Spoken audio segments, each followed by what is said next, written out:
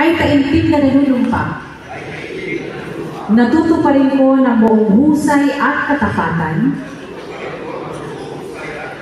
sa abot ng aking kakayahan ang mga tungkulin ng aking posisyon at ng mga iba pang pagkaraan ito'y gagampanan ko sa ilalim ng Republika ng Pilipinas na aking itataguyod at ipagtatanggol ang Konstitusyon ng Pilipinas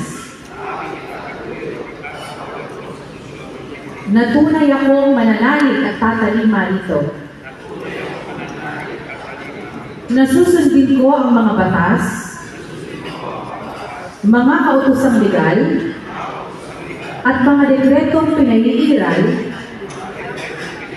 ng mga sadyang itinakdang may kapangyarihan ng Republika ng Pilipinas. At kusang babalikatin ng mga pananagutang ito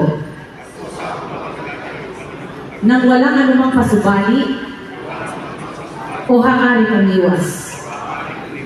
Kasi hanawa ako ng Panginoon.